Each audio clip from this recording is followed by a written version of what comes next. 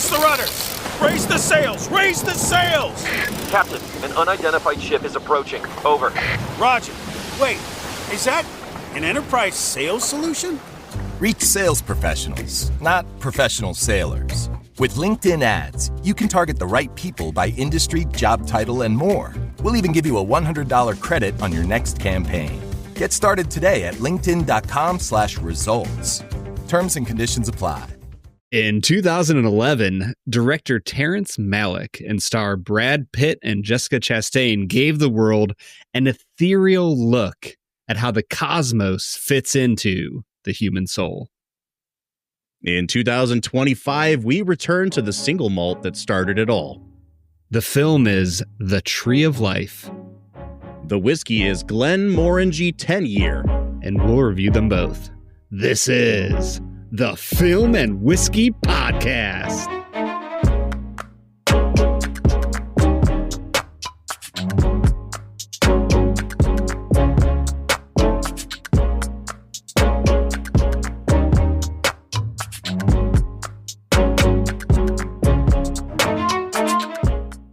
Welcome to the Film and Whiskey Podcast, where each week we review a classic movie and a glass of whiskey. I'm Bob Book. I'm Brad G. Brad, I am so freaking pumped. We're joined by somebody else that all the viewers can see. I'm going to hold off on introducing him just long enough to say I'm so pumped about this today, man. Because Bob, today we are talking about The Tree of Life. I feel like we watched this movie. It was like our fifth movie of the podcast. I was brand new into the world of like anything that could be considered high film. We'll call it that. I had watched like Amour 10 years before on a whim with a friend. It was like, what the F just happened to me? And so coming into Tree of Life, I was a little nervous. And I remember getting to the end of it and thinking like, I feel like that was like an art house film, what a common consumer would consider art house. But why did it feel so personal? Like it felt way too warm to be like this, I don't know, artistic, unapproachable movie. And I think I gave it like a 9 out of 10. Bob, I'm just going to say right now, this is a 10 out of 10 movie. Coming back to it 5 years later was a great experience. Well, I mean, way to just absolutely throw down the gauntlet here, Brad, because now I have to introduce our guest. And what if he just comes in and says like, yeah, it's fine. You know, then he would be right. 7. He would be 100% right because our guest is Bilge Ebiri, everybody. Bilge, how are you tonight, man? Thank you for joining us. I'm good. I'm very happy to join you for this movie, which is of course a 10 out of 10. It's on my Sight and Sound list, so you know it's like there you go. It's top 5 for me. But I never listened to your first episode about it, so I don't know what you said at the time, but I'm sure it was. I would strongly caution against ever listening to anything from our season number 1 because this is what you've told me. Shared the story. We've shared the story before, but in the early days of Film and Whiskey, we sat in a room together. We recorded on a conference call microphone, so the audio quality is just and we would do 4 films in a day. So like I had watched these 4 movies anywhere from like the night before to 2 weeks before, and you know we're drinking whiskey and review it, and it was like I think Tree of Life was our last film of the day that we reviewed. So by the end of the day, it's more of the whiskey and film podcast. Yes, 100%. It's more whiskey than film. Yeah. Now, Brad, to your point, like this was kind of our first big artsy movie, and I was very nervous about introducing this movie to you. Now, I will say, I feel like I'm known as the snooty art guy on our podcast here, but if you look behind me at our movie collection here, Brad, you will see that I have The Tree of Life, and eagle-eyed viewers will also see my copy of the DVD for Joe Dirt right next to it here. So, that's you know, right. We contain multitudes here on the Film and Whiskey Podcast. We sure do, man. Joe Dirt, a film I made my friends take me to for my birthday when it opened. So this is why we bring you that was on, the last Bilge. time anybody took me to a movie for my birthday. I that is fact, actually. The last movie that I went to see for my birthday was 2019, Brad turning 29, Jojo Rabbit. No, there you go. Man, what a weird movie to pick for your birthday. Like, let me go watch this World War II Holocaust film to commemorate the day of my birth, Brad. I have great taste, Bob. What can I say? What can you say? All right, guys, let's get into talking about this movie. Bilge, I want to throw to you early on because every season we send the list of films for our guests to choose from, and you pretty quickly jumped at The Tree of Life. Now, I know that it's a 10 out of 10 for you. It's on your Sight and Sound list, but I imagine that you've talked about this film elsewhere. I've seen you write about it a ton. So why does it still merit, discussion for you at this point? Why do you keep coming back to it? That's a great question. It's so funny because I should be able to answer that question. I mean, beyond the fact that I absolutely adore it, and it is my favorite film from one of my all-time favorite filmmakers.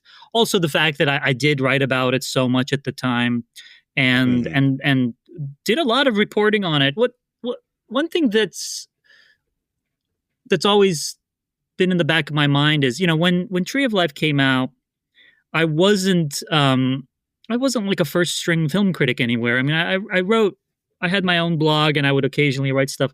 I think I hadn't started doing full length film reviews for Vulture yet. So I would, occasionally do things, but a lot of the stuff I wrote about The Tree of Life, I basically just wrote for myself. There was one piece that I wrote for New York Magazine that I started before I saw The Tree of Life, about kind of the 30-year process it took to make The Tree of Life. That wound up being like a chart. Like I did all this reporting. I spent months interviewing people, some of whom like really didn't want to be interviewed because they were afraid that Malick would be upset with them because he was such a private person. I did so much reporting and interviews. I mean, I hunted down people who had heard about this project called Q back in the day. I did a whole interview with Sam Shepard about some other movie just so I could ask him about Q because he had apparently once read the script, Yeah. I interviewed Jim McBride, the filmmaker Jim McBride, about these other films, but I also wanted to ask him about Malick because he was kind of in that world a little bit. So I did all this stuff, but I wasn't I wasn't a writer who had the pull to get big pieces in. So, all that work wound up being like a little chart in the corner of a page of New York Magazine. And then also cinema, I was doing stuff for Cinema Editor. So I actually then went and talked to a lot of the editors for the film and did this piece for Cinema Editor, which was not I don't know if it's even still around, but it's the publication of the American Cinema Editors Organization. And that was not available online. That was actually just a print magazine. But I got permission from them to, put that text up on my own personal blog. So part of it is that a lot of stuff about Tree of Life has kind of stuck inside me. I mean, over the years, I've written about it in other circumstances, but I feel still I didn't get the chance to do the big Tree of Life piece back in the day, even though I've written about it for Vulture and places ever since. So yeah, it's kind of it's just kind of an ongoing thing, but also it's a film that, it's a film that merits constantly thinking about. Much like another one of my favorite films, Barry Lyndon, it's a film that you can kind of grow up with. I mean, I haven't had to grow up with Tree of Life because it came out, 2011. I was a grown-ass man when it came out. But Barry Lyndon, for example, is a film I first saw when I was a freshman in college, right? And every time I come back to it, there's a different part of that film that I find myself really connecting to as I get older, which is one of the magical things about that movie. Tree of Life is kind of the same way. Every time I revisit it, there's some other part of it that I really, really gravitate towards. But also it's just I remember the first time I saw The Tree of Life, and it was still to this day, maybe the most incredible cinematic experience I've ever had. If there's two movies I wish I could see in theaters on release, it's Tree of Life and Mad Max Fury Road. Did you not see Mad Max Fury Road on basically the same movie, but those would be the two. I mean, they're good ones to see on a big screen. I'm happy to say I've seen both multiple times on the big screen, but yeah, no, I totally know what you mean. When I saw Tree of Life, it was actually at a press screening. It was premiering at Cannes, but they actually did have a New York press screening during the day. I obviously had been, obsessed with this movie for years, so I went to the 11 a.m. press screening. It was at the... You were camped out cosplaying as Terrence Malick. Well, it was funny because there was 4 people in the theater. It was an 11 a.m. screening or something, 10 a.m., something like that. It was at the AMC 68, if I remember correctly. Bilge's looking around like, are you guys so pumped for this? Everybody's like, all right, Bilge. Huge room. I was one of literally 5 people in there. But when, and I told people this at the time, when during the creation sequence, right? Before the Earth emerges, when Zbigniew Preissner's Lacrimosa is playing, I had what I believe is an episode of Stendhal syndrome. Are you guys familiar with this? It's No. the only reason I know about the Stendhal syndrome is because Dario Argento made a movie called the Stendhal syndrome and used it as a kind of a horror movie conceit. But it's a thing where, and I guess it affected people in the 19th century and 18th century a lot. But in the presence of certain works of art, you actually have a nervous breakdown, you're you actually have what most people would call a panic attack. Your breathing gets shallow, your heart starts racing, and you actually feel like you're about to die. It's like Bob at the end of Coco. In the theaters. That's true. I imagine this is a thing that happened. I mean, probably happens less now. It's actually kind of sad. It doesn't happen as much anymore, probably, to people because we're just constantly inundated with reproductions of art, and we're just but back in the day when people had to travel days to see a painting or a cathedral, or let alone the Mona Lisa or something, and they spent most of their normal days herding sheep. Or herding sheep stuff like that. Or whatever. It's just, whatever. But you go and you travel and you find yourself somewhere and suddenly you're faced with a painting by Michelangelo. Yeah. And you lose your mind, Yeah. And that's what happened to me during that sequence. I was like, what the fuck is happening to me? Do I have to leave the theater? I was actually freaking out. And I was like, oh, no, this is awesome. What just happened is awesome. It was very scary, but it was awesome, Well, and true to the word awesome, awe-inspiring, exactly. So awesome that it's overwhelming. I love the religious bent we're kind of moving towards of movies can be a religious experience. And I mean, Bilge, I've recently come into a place where there's certain times where I'm listening to my kids are running around the table and we're listening to the 1812 overture and the cannons start blasting and the church bells are going and I'm running around the table with my kids and all of a sudden I just start crying. Yeah. And I'm I just can't imagine a more beautiful thing than what I'm experiencing with my children right now, paired with this magnificent piece of art. So I don't know if that's the same thing, but I'm with you. Absolutely. And I feel I say this as someone who is not religious, I'm a total atheist, raised by atheists. Religion has never come into play for me.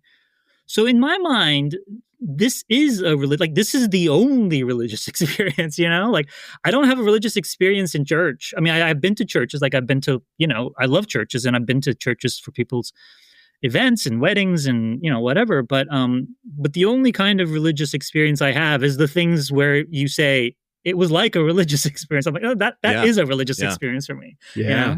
Yeah. No, it makes you rethink using the phrase transcendent flippantly. I touched something that was beyond myself in the experience of this thing. And just for the record, that is how I feel about Joe Dirt. So I just want to get that out there. Guys, different definition of touched something, but true. I think that it is both time, of them though, unknowable.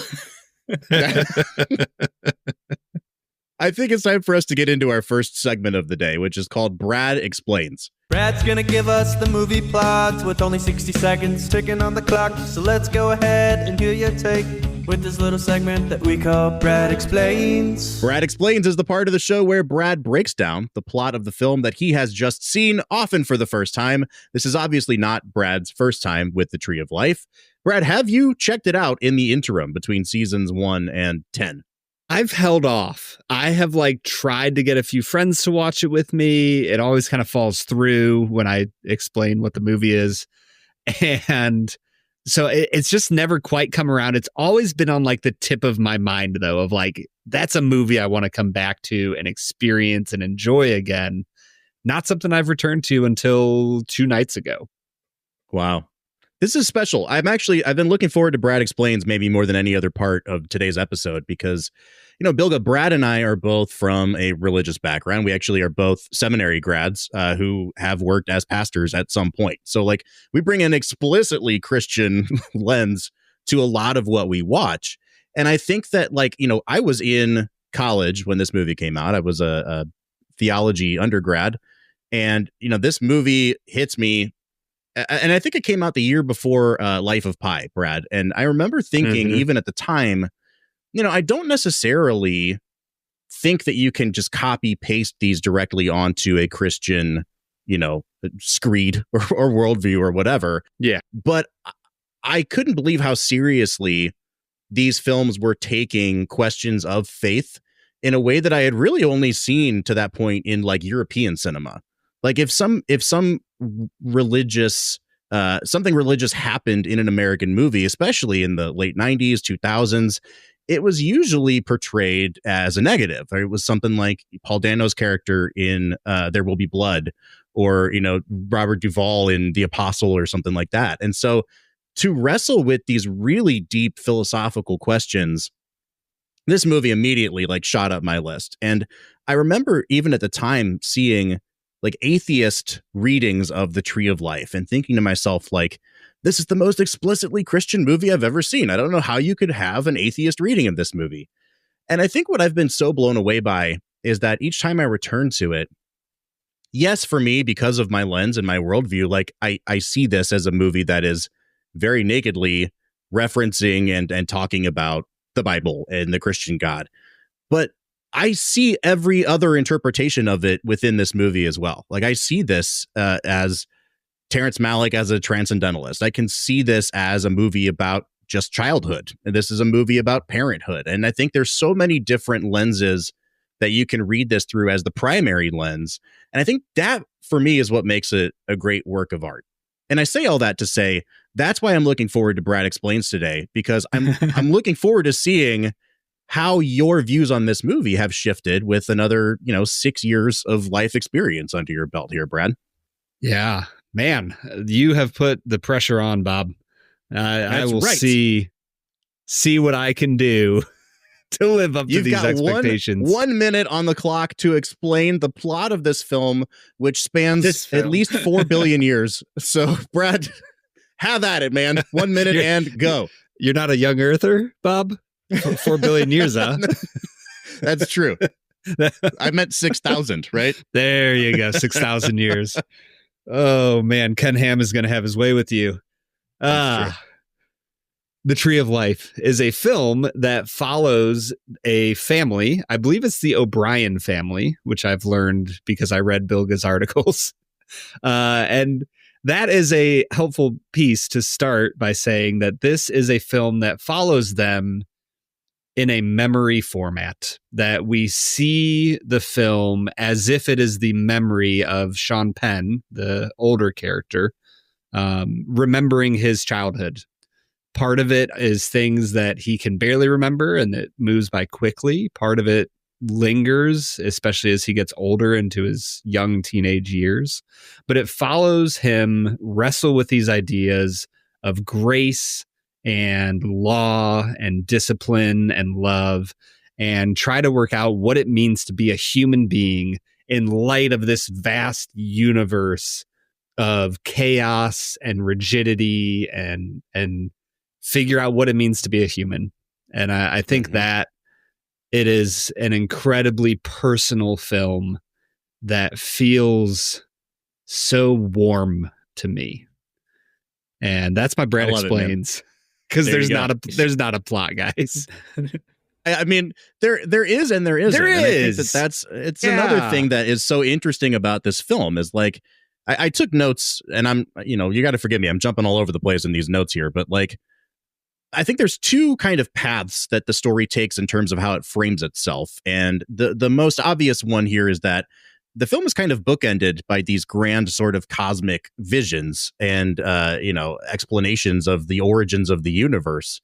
And I think that framing this small domestic story in the context of this cosmic, drama that's happening is really what Malick is getting at here. And so I think I'd like to start by talking about the sort of grand cosmic saga that we're presented with here, because the movie starts out in its opening moments as sort of a meditation on grief. You find out at a time period which looks like the early 1960s that Brad Pitt and Jessica Chastain's son has been apparently killed. I would say killed in action, right? That's what I got from that. Maybe in the Korean War or some early skirmish. It looked like was it a military delivery of a letter, Brad, that he got?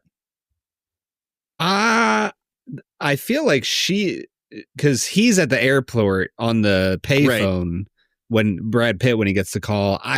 To me, it felt like a younger child passed away, and I think that's the beauty. They said 19, I think, right? He's 19. It's actually, I mean, in the real life, in the Malick family, it was a suicide. Gosh. Okay. Yeah, and this is hinted. They don't say it in the film, so but it's hinted at because Brad Pitt's like early on when he's kind of thinking about thinking back on his son. He talks about how he used to like hit himself when he would criticize him for turning the pages too fast and stuff. So there are these little hints at like, was there some inner shame or fear or self-loathing? Like there is speculation, but it's all very glancing. And I don't think it's meant to be, I mean, that's sort of what it was in their family. And I think Malick has brought a lot of his own life into the film. But I think he keeps it open for a reason, because it does it really matter? I mean, it's,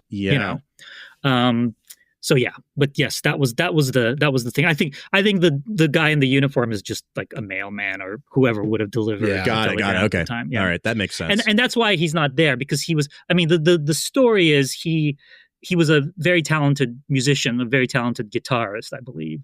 And he had traveled to Spain to work with Andres Segovia.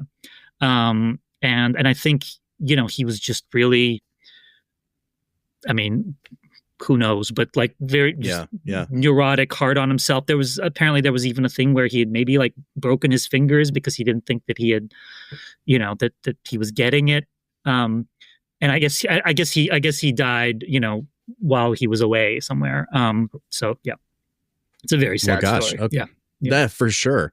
And I think it deepens even, once you know that context, the level of grief that they're processing at the beginning of the film.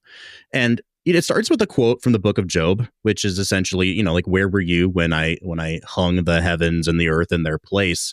And then it launches into this small domestic story about processing grief. And, if it's your first time seeing this film, you're not expecting the sequence that is to follow that. Like, it's about 15, 20 minutes of a kind of a montage of watching this family go through the loss of a child and asking these questions of God or the universe or what have you. Like, why is this happening? Where have you been? What have I done to bring this on? Have I neglected you somehow? Did I neglect my son? And then you get this sort of big cosmic response, which I think is an immediate callback to that verse in Job. And Malick launches you not just into this sort of, response of scale of like, look at the universe and how small we are in it. But what I think is really the key to getting at the movie is that he walks you through the entire narrative of the way that these two responses to life, the way of nature and the way of grace, have been woven into the earth from its foundation. Like, you get this incredibly janky CGI dinosaur sequence, but it's a sequence that, you know, on its face, you're kind of like, why was that there? You know, it's like this velociraptor or something that finds a wounded dinosaur on the side of a riverbank and overpowers it and puts its foot right on its head and is clearly in a position to kill this smaller creature. Looks at it and feels some dinosaur sense of pity and then has grace upon it and walks away. And I think that, you know, you start to see that what Malick is doing is not necessarily just this book of Job, like, hey, I'm God and I am bigger than you and you don't know what you're talking about. It's a response that is, yes, it's about scale, but it's also about you, small family in Texas, living your small domestic life, are actually part of this story that is playing out on a grand cosmic stage throughout the history of the earth. And I think to be able to communicate that nearly wordlessly across what is essentially a 40-minute montage is one of the biggest and most impressive feats of filmmaking I've ever seen, guys. I'm with you 100%, man. I remember specifically saying the first time we reviewed it, like, I understand that the first 40 minutes is montagey and it's when he's young and it's meant to be fast paced. But for me, it, like, when the movie slowed down a little bit is where I really started to enjoy it. Now I'm like, I just enjoyed the entire thing. Bob, I'm with you. That first 40 minutes is so freaking brilliant of his ability to communicate all of this, like you said, 4 billion plus years of the existence of existence, and to communicate that in the terms of the biggest life questions that humans ask. Like, why do bad things happen to me? Do my actions even have an effect on the world around me? Do I have purpose and meaning? Am I safe in the world? He communicates all of that stuff through snippets of dialogue, through one-sided conversations on the phone. And then I called it the first time the National Geographic sequence of the creation of the universe. Bilge, I'd like to hear your interpretation of it, though, you know, because it's pretty rare these days that you get a film that starts off with a quote from the Bible like that. You know, there's obviously been a few. I think Scorsese's Silence does as well. And that's another movie that takes questions of faith and doubt very seriously. But when you see the kind, that's true. Yeah. When you see the kind of narrative that Malick is trying to structure in what seems like a pretty formless first part of that film, like what are your reads on that? What are your interpretations there? I have a lot of interpretations. I want to talk about the dinosaur scene briefly. I love the dinosaur scene, and that it doesn't seem that janky to me. Although watching it again last night, I was like, I mean, I can sort of see the seams. I mean, the problem with CGI is it looks so great the first time you see it, and then 20 years later, it looks so dodgy. Right. But that scene, I can't shake that scene. Because, and I have no idea. I mean, I've talked to a lot of people who've worked with Malick. I've talked to a lot of people who worked on this film. I talked to a lot of people who know Malick. Never asked any of them this, and I don't know that they would even know. But I see that as, you know, we have watched the creation of the universe. We've watched the creation of the earth. We've watched all these things. And I can't help but think that scene, the dinosaur scene, is his answer to the question, what was the universe's first act of mercy? You know? Like, what was the first time that a sentient creature showed mercy? You know, and what, you know, was it like a human doing that? And if so, when? You know, like, mercy exists now. So it started somewhere. Like, the universe started, the earth started, the continent started, the organisms, all this shit started. So where did mercy start? Yeah. And obviously you can talk about, obviously there are spiritual ideas around it as well, but like, what was the universe's first act of mercy?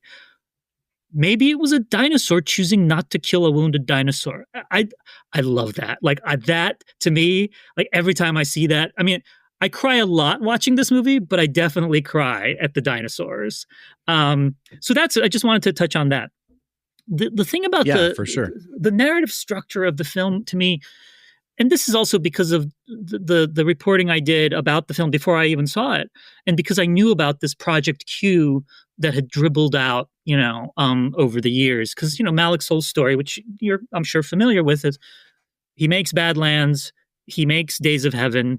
Charlie Bluedorn at Paramount loves Days of Heaven so much that he basically gives him $1 million and says, "Whatever you do next, I want you to make it at Paramount." It's kind of like a first look deal, basically. And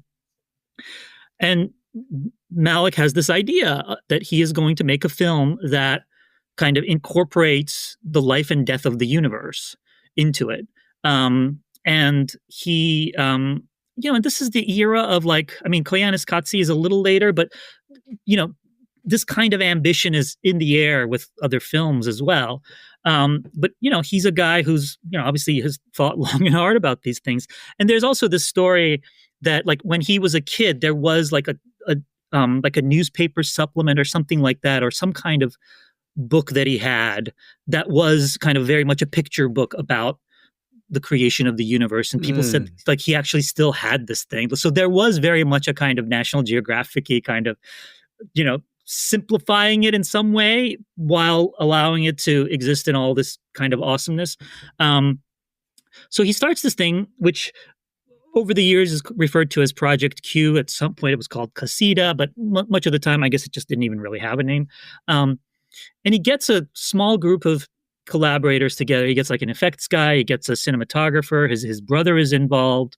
There's a producer, like it's really like a 5 or 6 man group. And they just start gathering footage, stuff, ideas. He sends people out to go shoot an eclipse. He sends people out to go shoot a glacier. He sends people out to go shoot lava. Just all sorts of things. He doesn't really know exactly how it's all going to fit together. And he doesn't really have a script. He just has pages and pages of just like very poetic descriptions of like the beginnings of the universe. It's very like, I don't think he was ever a pothead, but it's very much like you kind of can just imagine the smoke wafting from like whatever trailer or,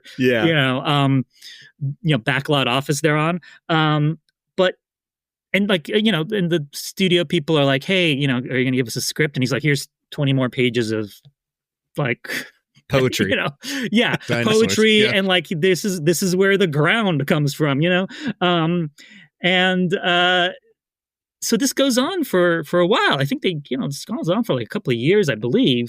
And eventually he kind of loses interest. A couple of things happen. One, he has this idea, but he never can figure out what the actual narrative is going to be. Like this is supposed to be kind of woven in with a narrative of some sort. Like it is going to be an actual movie with a story. And at some point, different people have speculated and, things have filtered out, but at some point, apparently it was going to be like a World War I story. At some point it was going to be like prehistoric cave people, like a romance. It was going to be a lot of things. He never quite figured it out. And then he, at some point he abandons the project. I think it kind of winds down a little bit, but then he goes to France, he falls in love, he decides to move to France, he gets married, and he's just like, listen, let's not worry about this thing anymore. I'm going to go over here now. Nothing to see here. Yeah. And the people who worked on the film, a couple of them were just like, I was like really, really sort of just heartbroken at it because they were really excited by this. The thing they always say was like, everyone who has spent time with Malick says this. They're like, he is just like a really cool guy. Like he's just like the coolest guy. And you love just hanging out with him and talking to him and working with him. And, they were all really disappointed when the thing just wound down. And then, he's gone for 20 years. He pops up here and there, does some work. It's not like he's not a recluse really.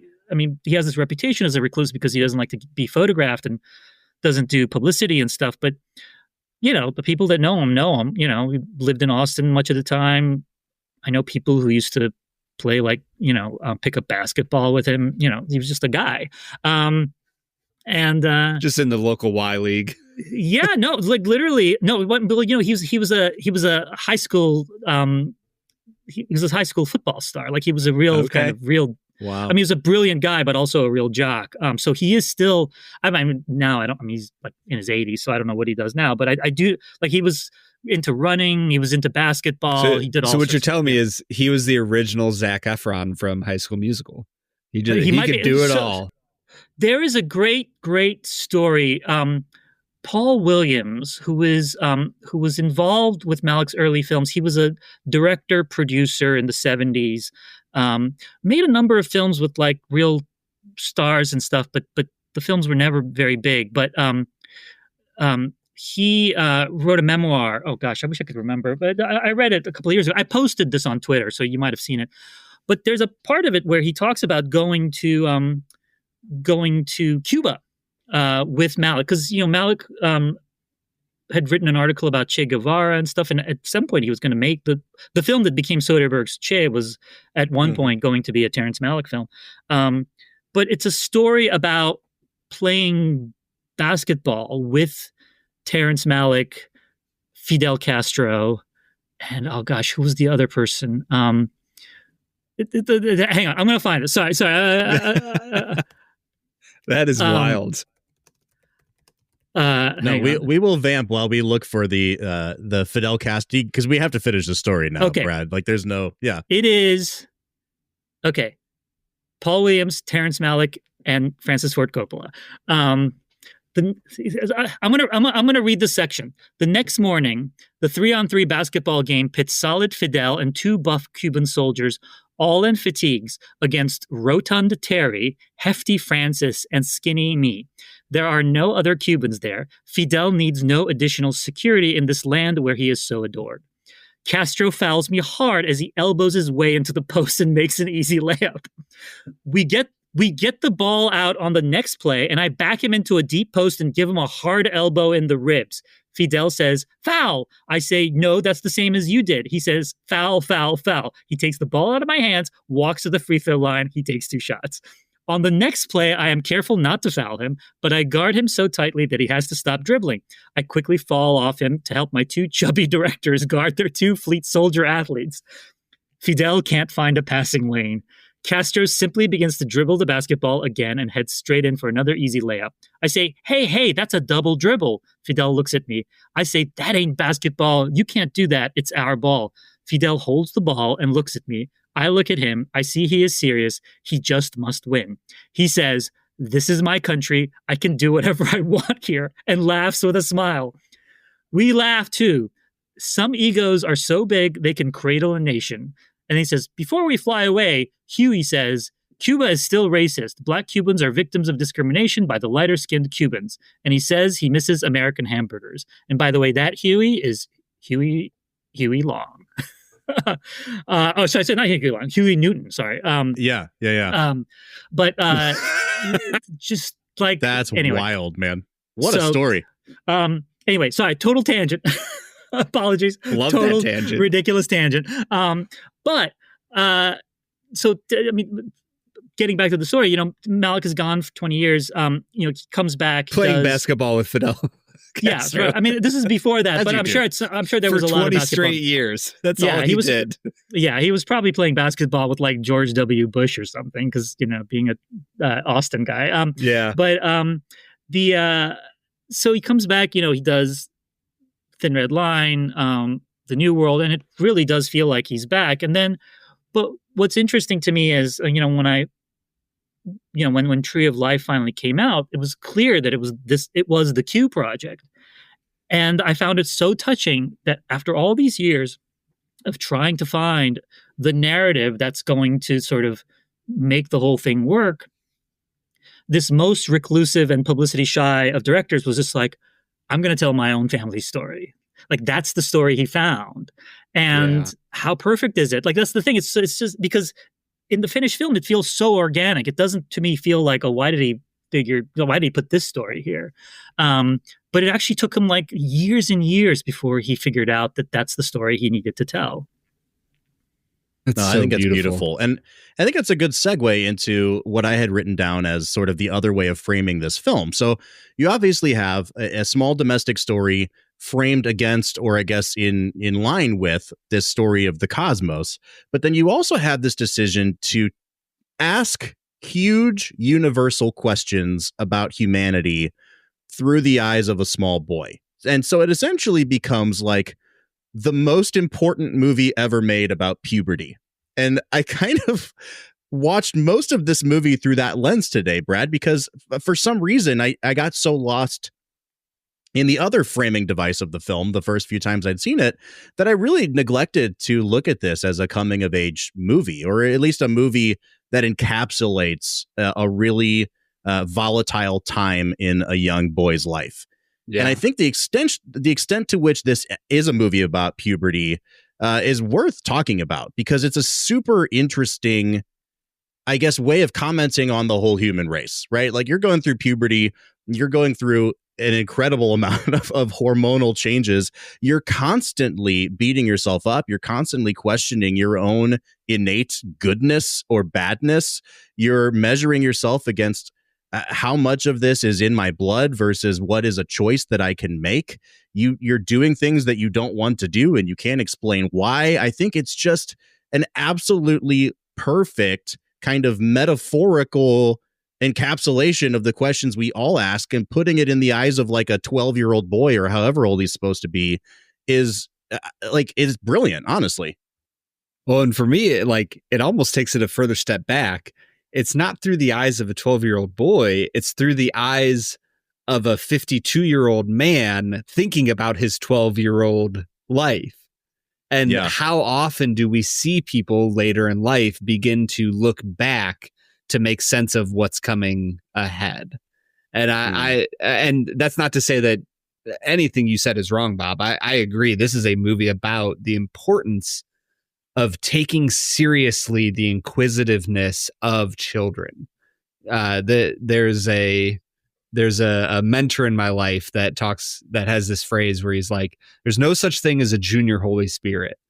Right. And if we think of the Holy Spirit as a mentor, a guide, somebody that helps us in our life, like, we so often don't take children seriously, and we have infantilized the teenage years it feels like we have prevented them from being allowed to ask these really important questions about purpose and value and meaning and what does it mean to be good and bad. And as I was watching it this time through, I really was reminded of East of Eden and the main characters of East of Eden, like, struggling with, like, well, he's just Cain and I'm Abel, or, I'm Abel and he's Cain, and I'm evil and I just am evil and I can't do anything about it. And there's so much of that we ought to take seriously as adults.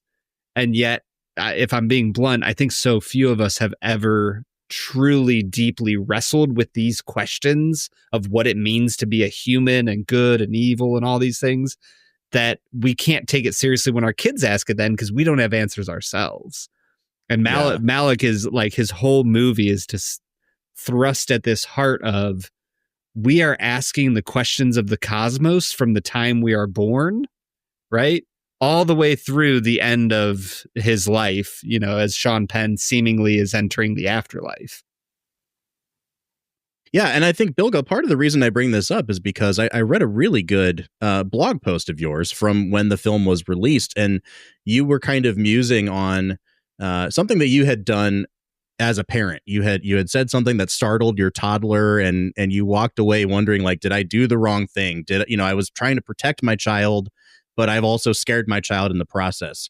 And I think that there really is a fine line between viewing this movie through the lens of the child and the imprint the parents have on the child, and also viewing the movie through the lens of, like, this is a very sympathetic movie ultimately towards the parents and their own need for self-reconciliation and self-actualization. I'd just love to hear what you think a little bit about the puberty angle of the movie. I mean, there's that line that always sticks out for me in the film. It's part of the voiceover from the boy when he says, "Father, make me good," right? And we don't know who he's talking to. This is a child with a fraught relationship with his father, but it could also be father, God. Or a priest, but this idea of father, make me good, he's yearning to be good. And he's wrestling with the fact that he isn't, or that he does petty things, or that he does cruel things.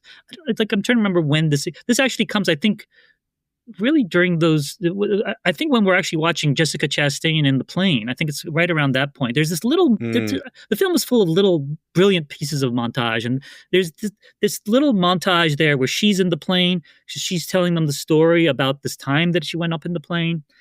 And then we see her floating next to that tree. There's that really kind of one of the oddest shots in the movie. Yeah. Yep.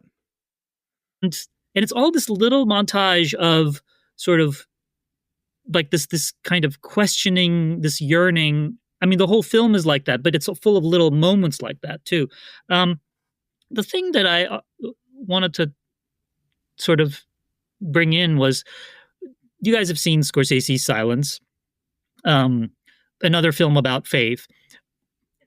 And I find it interesting, both films have such a interesting relationship to the question of like where God is, or how do you find God, right? Yeah.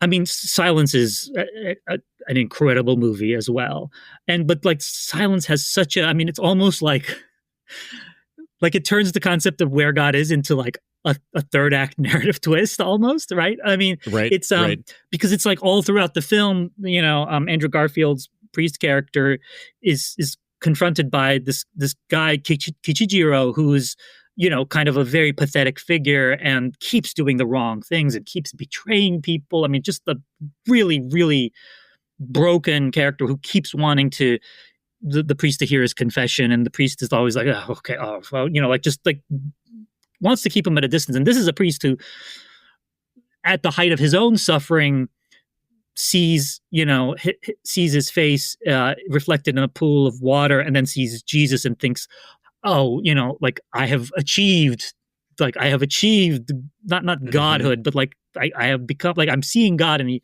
absolutely is not. It's that like it's a complete red herring in many ways. And then at the very end of the film, because he's looking for God, the whole movie, he wants God to hear him and to answer him. And at the end of the movie, like towards the end of his life, Kichijiro comes and he finally hears his confession. And suddenly he hears the voice of God. And like, that's where it is. Like the idea that you find God in the most base, suffering, pathetic, broken person. I find that just incredibly moving. And this film has some of that too, not in that sense, but in this sense, like you find God, the search for God is God, like the yearning, the searching, the grief, the rage, it's all kind of it. Like you're just like, that's it. Like that's God. That's what's so impressive about like the fact that something can contain all that. And I think that's sort of maybe what the Sean Penn character is sort of working his way towards, 100%. Yeah. And I think that's kind of echoed too in the way there's a moment kind of early on in the movie where you see our main character like praying at his bedside, and it's interspersed with narrative of him asking these big questions of God. But when he's actually vocalizing out loud, like what his prayers are, they're just these tiny little like, help me not, kick the neighbor's dog and help me not get mad. And it's the kind of things a kid says. And it makes you wonder as a viewer, like, is it just that he can't articulate the real questions that he has? And so what we've been hearing in voiceover, are these actually people even asking these things of God? Or are these kind of subconscious questions that even they can't vocalize, and that like the yearnings of their heart. Yeah, 100%. I think it's just a really beautiful, and again, it tips into this sort of mystery of the film that it's so hard to achieve, Brad. It's so hard as an artist, like, to not just come out and say what you want to say, and at the same time to not be so like obscured that no one knows what you're trying to say. But the fact that like we can sit down right now and have a conversation about like atheist readings of this film versus Christian readings of this film, and like both of those are not just extremely valid interpretations of the film, but I think there are intentional things strewn about the film from both perspectives that ultimately speak to the same core principle. And I think before we go to break, guys, I want to talk a little bit more about the way Malick communicates that, because, you know, the idea of like a movie being a tone poem or something is so overused. But I think with Malick, like, there really is no other way to talk about his use of the language of cinema than poetic. It really is. It's impressionistic. It's like a 2.5 hour montage, but that's underselling it. I don't know if vignette is even the right word for what you would use, but it made me think of, Brad, this is the nerdiest thing I'm going to say all day. When I first started getting obsessed with like classic movies, I bought the DVD of Casablanca, which I believe Warner's released that great 2-disc DVD in like 2004. And I watched the hell out of that thing. And Roger Ebert recorded a commentary for Casablanca, and I watched the entire movie of Casablanca just listening to Ebert's voiceover on there. And they get to the point where after Rick kicks Ilsa out, you know, and is super mean to her, and then it goes into the memories of them in Paris, and you finally get the flashbacks to what happened. There's a rear projection shot of them driving in the countryside, and then it fades to the city of Paris or wherever they are, and it's the cheesiest rear projection shot. And Ebert comments on how people have kind of ridiculed that shot over the years, and he starts defending it. And it was so eloquent because it was so simple, but he just said, that's the way memory works.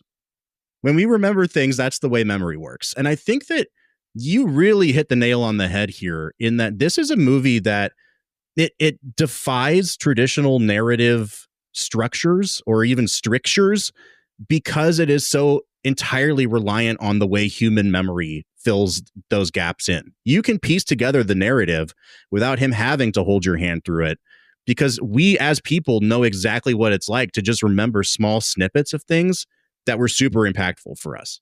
Well, and human memory is wholly reliant on the emotions that fueled those important moments of our lives. Mm-hmm. And that is the beauty of this film, is that whether he is explaining the origin and demise of the cosmos at large, or he's talking about that moment where, oh, dad's gone and he's this disciplinarian that we don't love, and now we get to have like a 10-minute montage of them truly enjoying life, and like, tell me that montage is not the most picture perfect, this is what I want my children to remember summer like. Like, that is the most perfect representation of the emotions of summertime as a 8 to 12-year-old, at least what we all want our own life and our children's life to be.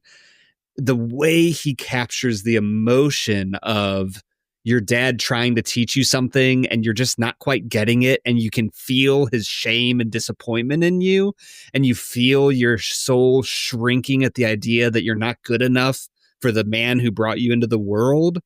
Like, how he's able to capture that, the emotionality of that, with just bare bones minimum story. It's truly incredible. Man. Well, before Bilge jumps in, I want to piss you off a little bit, because there was this one moment. It's the moment where, you know, the music starts to turn a little sinister, and it's as, you know, our protagonist starts to make poor decisions, and we start to see him, you know, really ethically dabble in some things he shouldn't be doing as a young man. And they're busting out the windows, and then they're like, let's put a frog under this rocket, and it gets more and more destructive. And it It's reminded like Sid me from of Toy Story. yeah, it reminded me of the sequence in Eternal Sunshine, which I know is a movie that you absolutely hate, but it's when they go back to Joel's like deep, deep childhood, and he's remembering this time where they have him in like a little kid's outfit, and they're surrounding him with a hammer, and they're like, you have to hit this bird in a wagon and kill it. And you see grown up Jim Carrey do it and then like break down in tears because he still, as a grown man, like feels so much guilt and shame about this core memory from his childhood. I don't know why I thought of that in the moment, but I think that moment multiplied by 100 is kind of the effect that the Tree of Life has on me. I mean, I'll jump into a way opposite end of things as far as you fancy film people. The Kid with Bruce Willis and you know what I'm talking about? Excuse me, Disney's The Kid is Disney's the you're official right. title of that movie. You are right. That is the official title. Disney's The Kid has that right. The whole movie is around like, why am I here in the present? 12-year-old me, why is he here in my present and annoying me? And Bruce Willis is great at being annoyed.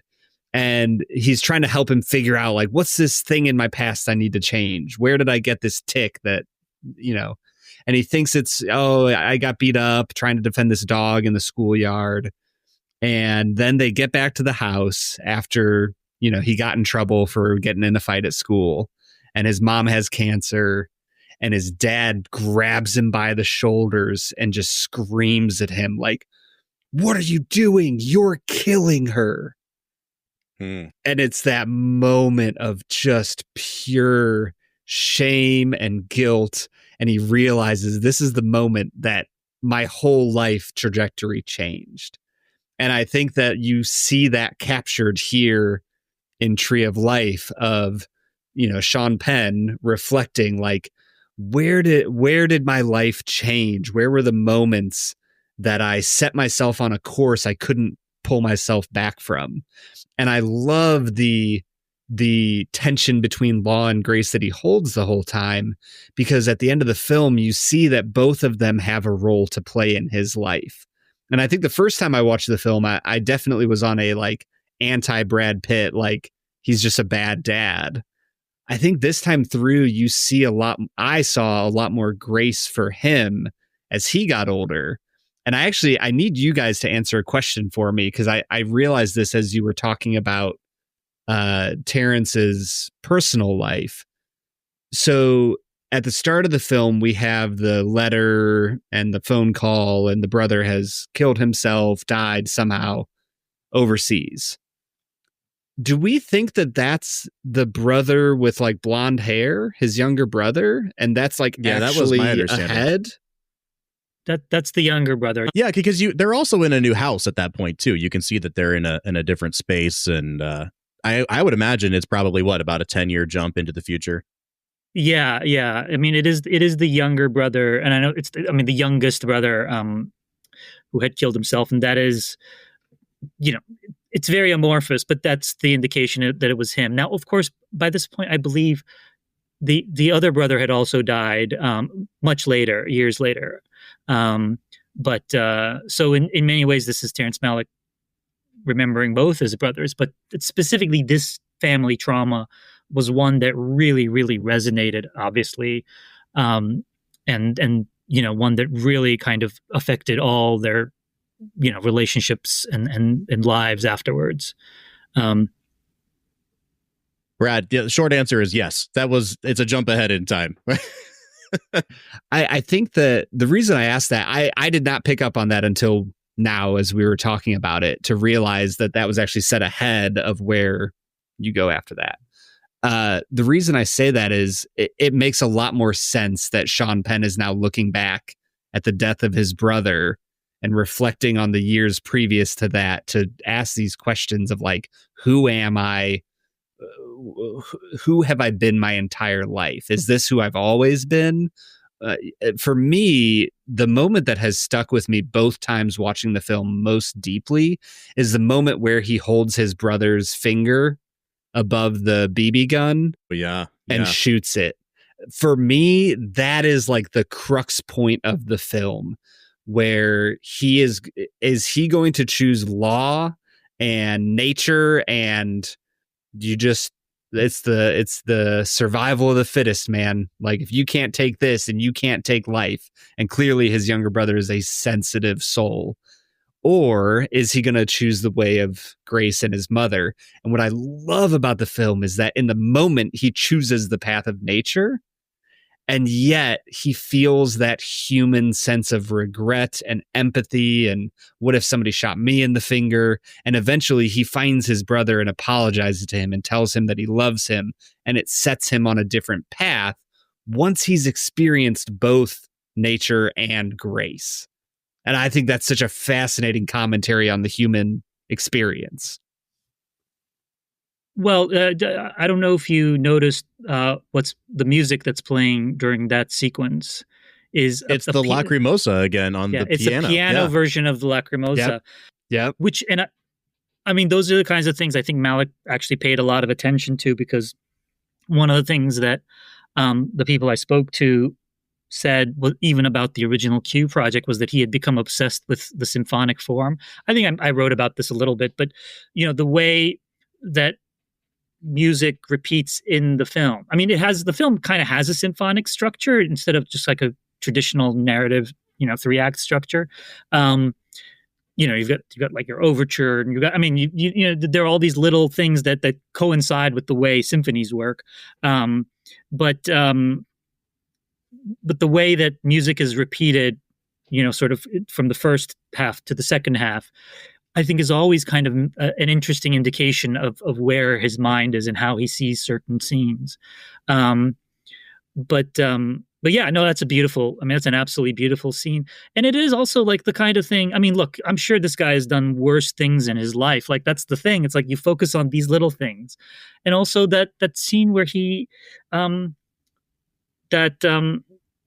where he's, literally just nice to that boy who has the burn marks, Yep. who he had kind of been like keeping his distance from earlier. Like, I'm sure he's done nicer things in his life, but like the fact that he focuses on that, like, I mean, it's just beautiful. And it's like, that's absolutely how we are as humans. That is absolutely how we are. Like, this doesn't feel petty or minor or pointless or kind of irrelevant. It's like literally he has captured just something so, the fact that he captures something so immense in this movie with its structure and with like the opening and the closing and all that. And then in between, he finds all these like moments that feel so true to human experience. Like this is like, this is an extremely high degree of difficulty movie that he's working. Like, I mean, that's the thing. That's why whenever people when the Tree of Life came out, and for a few years afterwards, whenever people did lists of best movies of the recent last 10 years, blah, blah, blah, it would always show up like number 1, number 2, very high up. And now recently it's kind of like the New York Times list of the 100 movies, the best movies of the last 25 years or whatever. It's like, I don't know, it's like 87 or something. And I'm just like, too low, man. like that is too low. Like, just sit back for a second and think back on what this movie sets out to accomplish and what it actually accomplishes. Like, this is like, this is like all timer stuff, like it doesn't work. Like if it doesn't work, that's one thing. But like the fact that it actually works at such an immense level of such an immense scale of ambition, I think speaks to the achievement, Well, two things, and then we'll break for whiskey here in a second, Brad. I want to talk about that sequence because that kicks off. So what Brad talked about with the BB gun or the pellet gun or whatever it is, is kind of like the low point. It's him bottoming out. It's the dark night of the soul. And then it immediately pivots kind of into this, what builds into this sort of like phantasmagoric, like crescendo of reunification and forgiveness and reconciliation. And you see it, he reconciles with his brother. He reconciles with the boy with the burn marks. It's just as simple as a hand on his shoulder. He reconciles with Brad Pitt, and they give Brad Pitt an incredible moment in the garden there. And we'll talk about performances in the second half. Incredible, yeah. And then And then you kind of just get like, what I love about it too is that it doesn't end there. It could end there and get right back into the cosmic stuff. But they have the like, we're moving away bit where you see that like, yes, Brad Pitt did have his sort of moment of grace. And then as they're moving, he looks right back at his son again. And he's just like, what are you going to stand there like a bump on a log, put the suitcase in? Like there is an element of he is a man who is struggling with his own nature, and he always will be. But even he can experience these moments of grace and sort of reunification with the way of grace.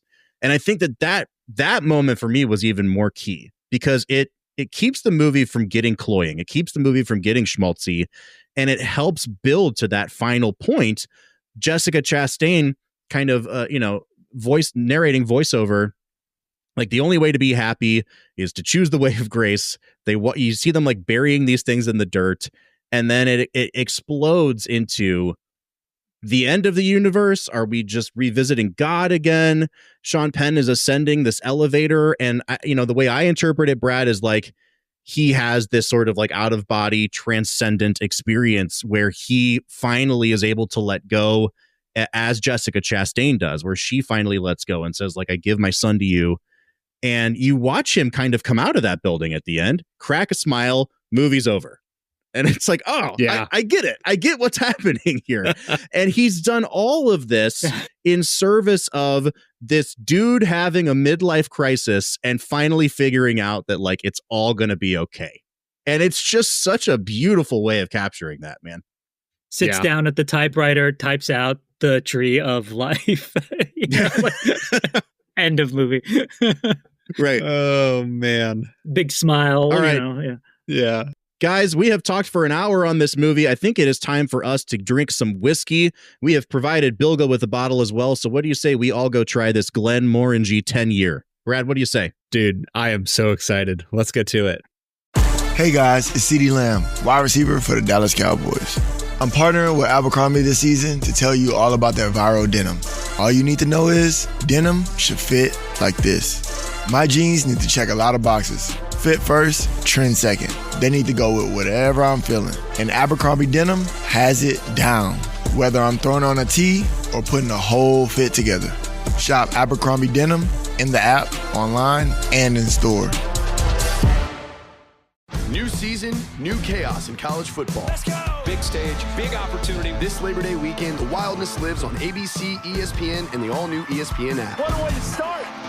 Featuring top 10 teams like Clemson, Notre Dame, Alabama, and LSU, and Bill Belichick's debut at North Carolina. It's so special when these teams collide. Don't miss a lineup filled with electric matchups. Welcome back to college football. Kickoff week presented by Modelo. Labor Day weekend on ESPN and ABC. Also available to stream on the all-new ESPN app.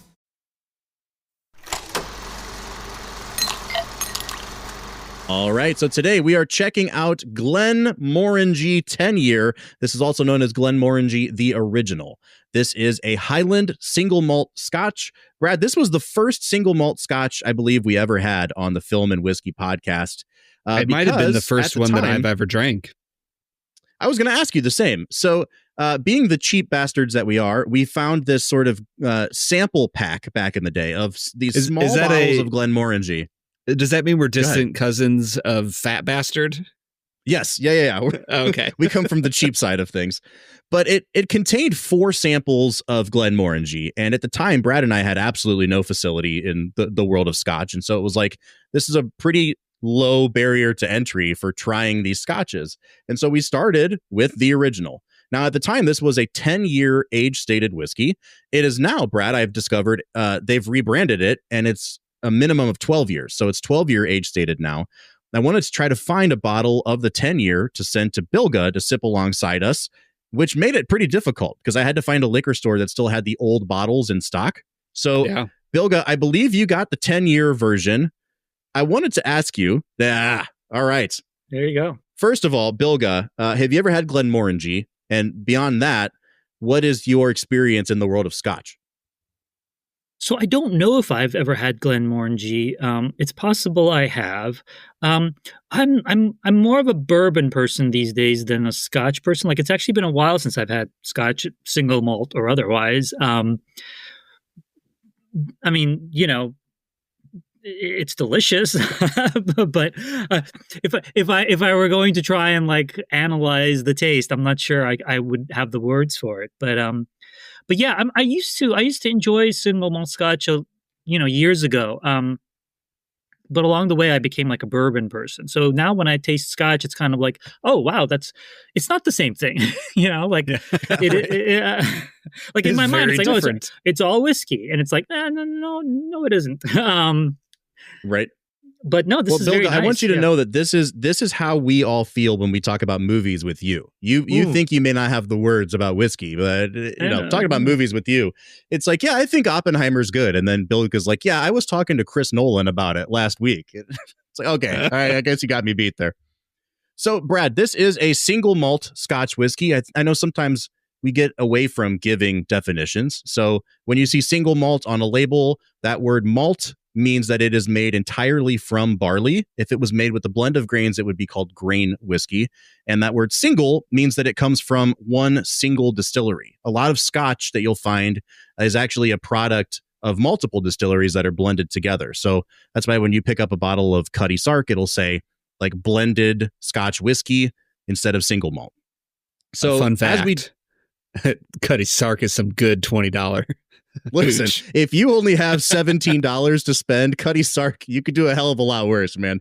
Cutty Sark is an important movie whiskey. It is. This is true. Goodfellas and everything. It showed like that's the movie that I believe in on Raging Bull. There was some line about Cutty Sark, and Martin Scorsese, they were trying to get the line clear in post, like just get a clear edit of the dialogue in the line about Cutty Sark, and it's like the movie, the movie had to come out, right? They were running out of time, and Martin Scorsese was like, we have to get this right, and they're like, no, we don't have time, which has to go out the way it is, and he's like, I want my name off the picture. like he tried to have his name removed from the Cutty movie Sark. over a Cutty Sark line. So Cutty Sark is that's a man of the people. Whiskey. Yeah, get De Niro back in here. Yeah, we need him to record 2 words. Yeah, but yeah, no, sorry, keep going. I interrupted you. No, Bilge, I think this is actually the first time you're going to sip alongside us. So we'll set some ground rules here. The way we typically do this is we review across a number of categories. So nose, taste, finish, balance, and then value. Now, when we get to the balance, we're essentially asking, like, was this a consistent experience, or was there something like the nose was good, but then the taste sucked? That'll affect the score of that. So as we get into this, there are no wrong answers because, as we know, all nosing notes are complete BS. Brad, what are you picking up on the nose of this Glenmorangie here? Bullshit, Bob. Lots of bullshit. I'm getting whiffs of it today, man. Oh my gosh. This is honey. It's a little bit of apricot. There is just like a tiny bit of salinity to it. I think that this is just a really beautiful classic Glenmorangie. Like if you had to point to like a baseline for their brand, it makes sense that it's this.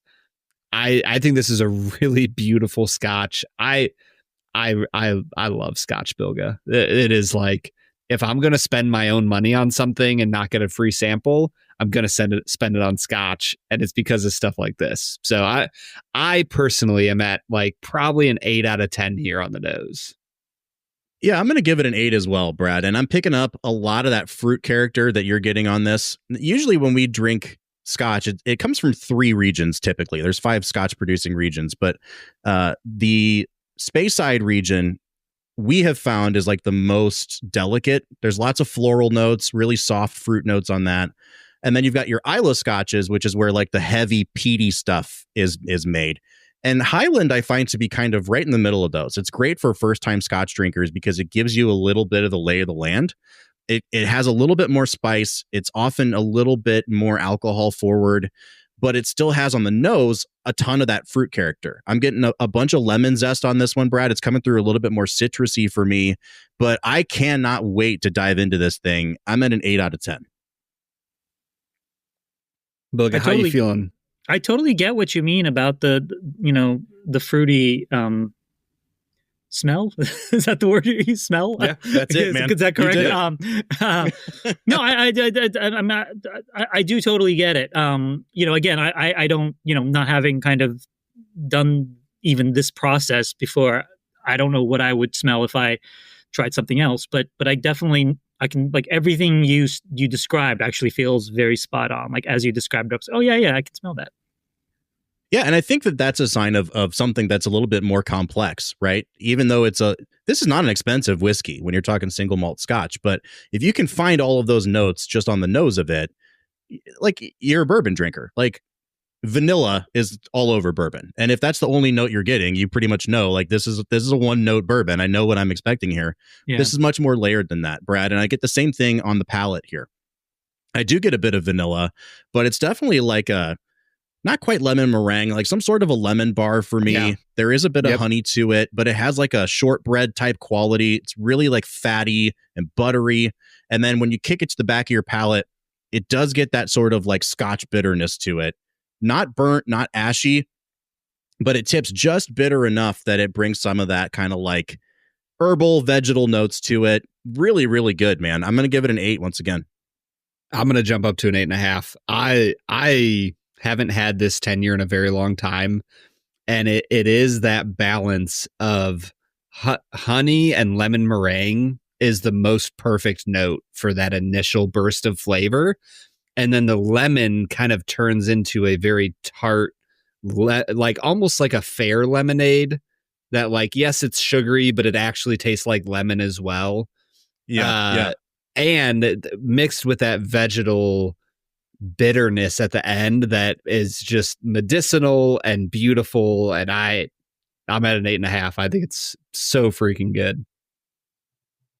Yeah, Bilge, I'm interested to hear, being a bourbon guy, like, this is definitely out of that flavor profile, like completely out of that flavor profile. And it's, it's corn versus barley. Like, it's just two completely different grains that are being used here. But I'm sure you can pick up on some of what we're talking about, especially on that back half of the palate. Well, yeah, absolutely. I mean, for me, I've never been a refined drinker, so, like, I mean, occasionally when I would drink a single malt, I always enjoyed it. But the thing about Scotch that kind of pushed me away was actually the blended flavors. Like, there's a kind of mealiness to them, that, I mean, I'm sure there's a more,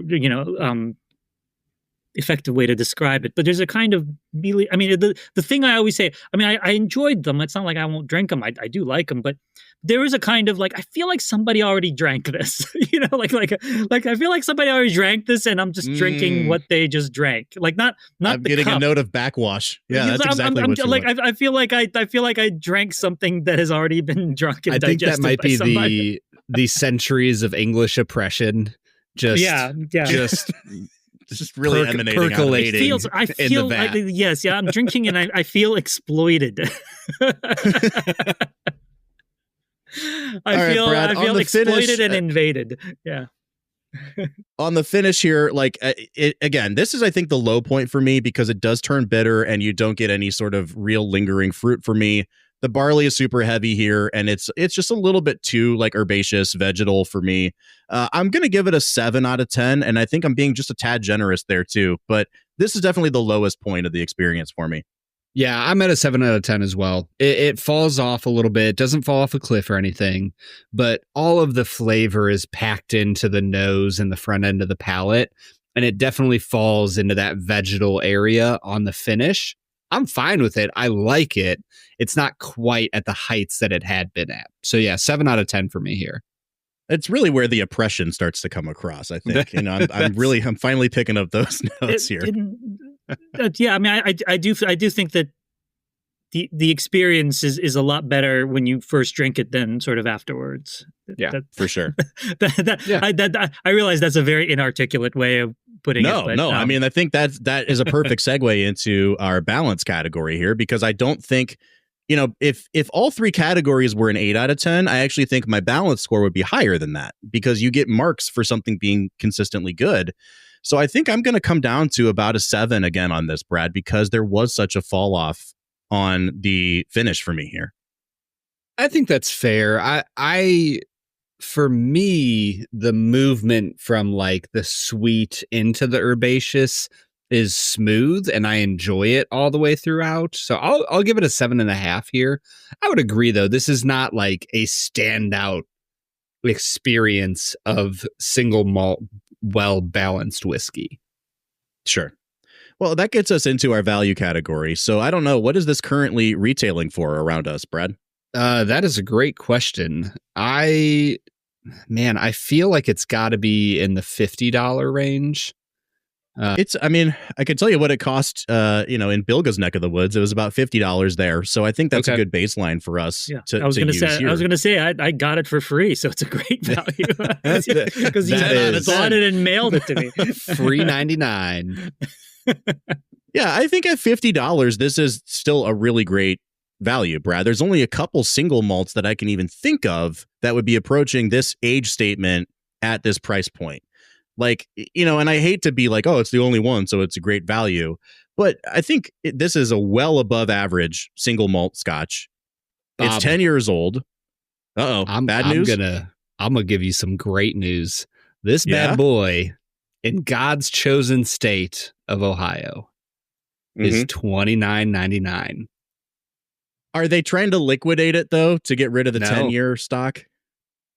$30? It is $30, man. It doesn't say anything about the liquidation or last call. $30 in Ohio. Donald Trump, Liberation Day, the tariffs are working. Yeah, boy. No. Listen, at $30, this is a no-brainer. Even at 50, I was going to give this like an 8. So if it's any less than 50, I'm just going to go right ahead and bump it up to a 10 out of 10, Brad. That is a really good price. That's shocking. $30 for a bottle of this hooch.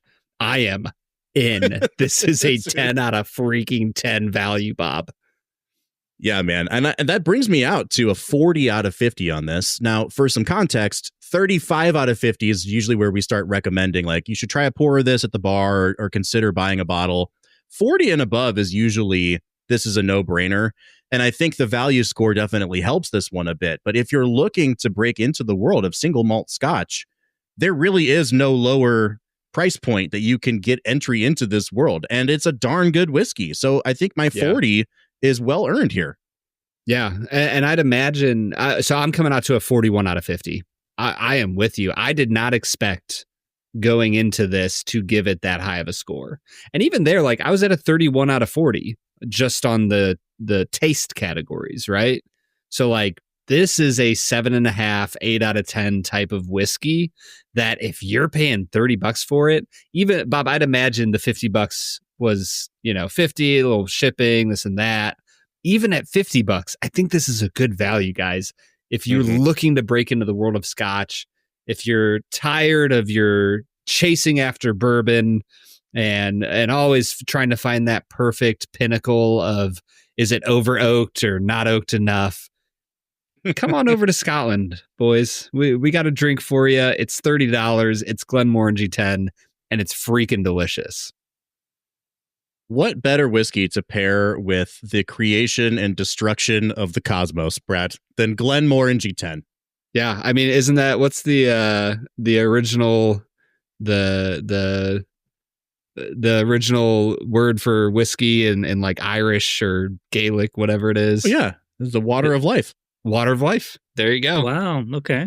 There you go. Boom. The tree of life with the water of life. I love it, Brad. Thank you for drawing a connection that I somehow didn't see. If you water the tree of life with the water of life, it will die. This is true. Yeah. Thank you for attending Botany Corner with Bilge Ebiri this week, folks. Don't pour whiskey Brad, on your trees. That brings us to an 81 out of 100 or a 40.5 on average. Folks, go out and get a bottle of Glenmorangie 10. Fellas, what do you say we get back into talking about the tree of life? Let's do it. Change is always happening. But no matter what changes in 5 years, there's one thing that will stay the same. The price of your internet. With the Xfinity 5-year price guarantee, you get 5 years of the most reliable Wi-Fi with our best equipment included for a price that stays exactly the same.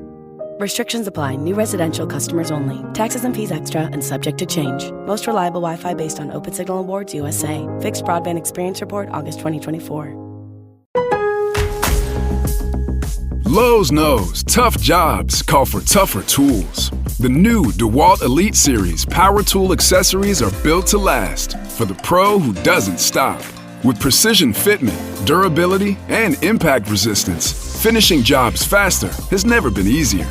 Shop the new DeWalt Elite Series at an everyday low price exclusively at Lowe's. We help, you save.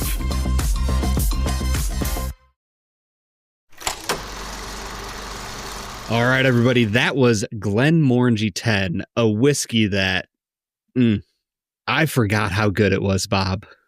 I'm so glad. It has definitely directed me towards the way of grace, Brad. Let's just say it that way. Hey, Glory. Well, guys, I was so excited to have Bilge here to talk about the Tree of Life today that I was like, forget 2 facts and a falsehood. We don't need to waste our time on Canada's favorite segment. We need to talk about the Tree of Life more. And with that being in mind, I am fascinated to hear what you guys have to say. Hold on. I need to lay down something here. If we're not doing 2 facts and a falsehood, do I get an automatic victory? Are we counting that as a win for me? The way of grace, Bob. It's all yours. Yes. Thank you, Terrence Malick. I appreciate it. Oh, man. I am fascinated to hear you guys. I'm sorry. I just wanted to say, Bilge keeps his spotless record in 2 facts and a falsehood alive. I think he's like 3-0 now. So there you go. That is important. We have some guests that do Bob dirty. They do. Bilge's still going to keep getting whiskey sent to him in the mail. So thank you for that.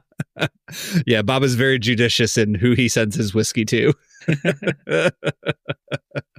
I want to know what you guys have to say about Chastain, about Brad Pitt. We've talked about Malick. We've talked about the movie itself, the music, the direction of, we didn't talk a ton about the style of filmmaking, about the cinematography, which is bonkers good. But I don't feel like I can get out of here without talking about how impressed I am with Brad Pitt and Jessica Chastain, in addition to the child actors. But I'm going to let you guys kind of lead the role here, because I want to hear what you guys have to say. I think maybe let me throw out my hottest take, and that can be our starting point here. I honestly think this might be the best Brad Pitt has ever been in a movie. And I think the reason it doesn't get discussed amongst his best performances is because his character in particular, I don't want to say suffers, but like the characterization of him, all of his resolution is tacked onto the front of the movie. And so you only really see him being this hardened guy throughout the rest of the film. And so it doesn't seem like he brings a lot of shades to the character.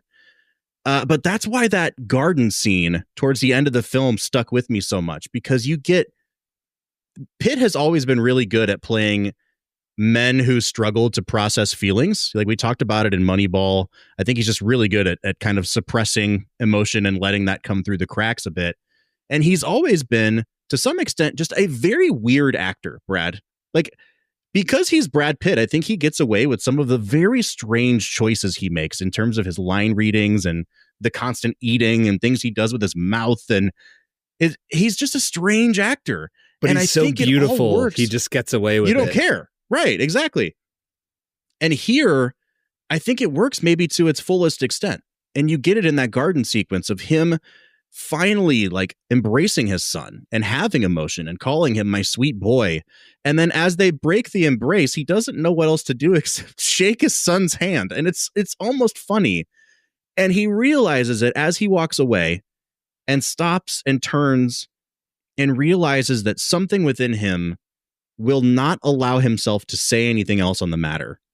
And then he turns away again. And it's just like, it's both beautiful because he did the best he could, and also crushing at the same time. And I just can't imagine anybody but Pitt in this role. I think that it is the epitome of showing one of the most important things we can do as humans is tell the truth in love. And I think the way Malick visualizes an entire generation of men is so honoring in the way he illustrates them with truth and love. He's not shying away from the bullshit that Brad Pitt's character puts upon his children. And yet you see why he does it. You see where he came from. You understand who he is. And like you just said, Bob, like as much as he is allowed to do based on the culture he grew up in and his parents' generation, like as much as he can show love, he does. And even at the end of the film, you know, like Jack is the child, the main character, right? Jack basically says to him, like, Dad, it's your house. Like he almost like enforces what the dad has been saying this whole time of like, my authority is the authority. And even the main character at the end is like, yeah, Dad, this is your house. And there's just this beautiful wrestling with the fact that, man, oh man, he sucks. But he knows that he sucks, and he tries his best to show love to his children, and he's restricted by so many things, and it leads to some good outcomes and some bad outcomes in the long-term life that we see in Sean Penn as an older man. And I just think that Pitt captures all of that so well, and I would be so fascinated to hear like a very intimate, long-form interview with Pitt to hear about his experience working on the film, because Malick pulls so much out of him. Yeah. I mean, it is a great performance. I mean, this is also the year that he had Moneyball, which I think is actually probably his best performance, but still, like this, you know, this is the one that's most precious to me. You know, I was talking to somebody else about this the other day. I mean, Terrence Malick movies have prompt such strange reactions. I mean, Tree of Life was a film that was widely beloved. And it was kind of his first film that really was widely beloved in a while. Because, I mean, I remember when the Thin Red Line first came out, I mean, it was like nominated for some Oscars and won some critics awards, and there were some very good reviews, and a lot of us were like, this is the best movie of the year. But it was a very divisive movie, especially since it had come out the same year as Saving Private Ryan, and it was such a kind of, it was like the exact opposite of Saving Private Ryan in so many ways. But it was a really divisive movie, especially among critics. Like people, like I always say, I mean, you know, I called it the Malick Wars, and every time he made a new movie, it sort of flared up. But the thing that I was talking to this person about was, so I remember when The New World came out. The New World was, I mean, Thin Red Line was divisive, but largely got good reviews. The New World was much more divisive. And I'd seen it already, but, you know, before it went into wide release, there was a kind of an all media press screening where you go to a theater and it's like critics, but it's also, you know, people who won like radio contests and stuff like that. They fill up the room. And man, these people hated The New World. Like they hated it. I mean, you could just, and I love The New World, but you know, I can recognize that it's not an easy film to love for a lot of people. You could read the room. Yeah, no. And I remember, and I will always tell people about this. I remember walking out and sort of the area, not the lobby, but the area right outside the theater, you know, because most theaters have like 2 doors, so people are coming out. Usually there are like trash cans there. And I saw this group of women come out on one end and another group of women come out on the other end. And they're all kind of laughing, and they all stop and they all point to each other and they go, "Did you hate that as much as I did?" And these were two totally, like, these were not people who knew each other. And they were just like bonding total strangers bonding over how much they fucking hated the New World. I'm sitting there like, you know, like I don't have to talk to these people, but it is kind of fun to just be privy to this conversation. I mean, they really hated it. And it would, you know, and then I remember I was at a party like a week after this, and it was not a party where like it wasn't, I didn't like know a lot of people there. And somebody came up to me, this woman came up to me, and she was not somebody who knew that I was a film critic or anything, or that I had seen this movie, or that I had liked this movie. And she comes up to me, I just saw this movie called The New World. It is the worst piece of shit I've ever seen. Have you seen it? And I was like, yeah, I have actually. But she just started going off on how much she hated it. And I tried to defend the movie, and it's just like really awkward. And, you know, I have not seen that person since. But it was just such a weird, random interaction at a party. So a few years later, you know, the Tree of Life comes out.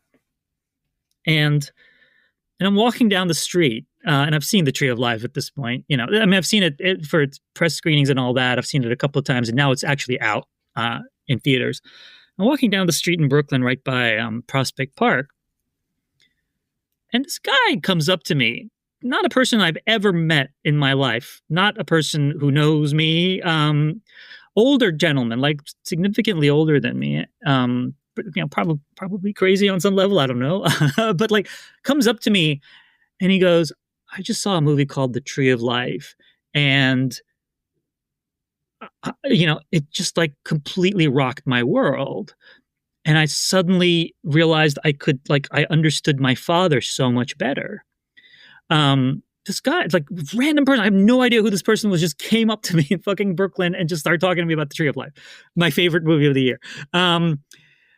So two things, like the New World reaction, the random strange people who just kind of have to just blurt out into the universe that they hated the New World, that reaction, and then the Tree of Life reaction, people who just have to blurt out into the world that they love this thing. I actually think it's kind of the same response. You know, like it's the same, like he's touching the same thing. Only in one because of the nature of the movie, the nature of the story, or whatever, you know, the person responds and just like recoils from it. Like, oh my God, this is so fucking corny. Like, how can I can't do this. Like, this is, oh my God, horrible. Anybody else seeing this? Do you all agree with me that this is terrible? You know? And then the other one is just like, actually kind of the same thing. This is so raw on some level, and so just like not the kind of thing you would see in a movie. So I can't just watch it and process it and be like, oh yeah, that was nice. I like have to just go find a random person on the street and yell at them about like what this film did to me. I actually think it's kind of the same response, but I do think that there is something. I mean, the fact that this was an older person who claimed, and there were critics who said, like, I remember Lou Lumenick of the New York Post, who I don't think was a Malick fan. Like, I can't imagine Lou having been a big Thin Red Line fan.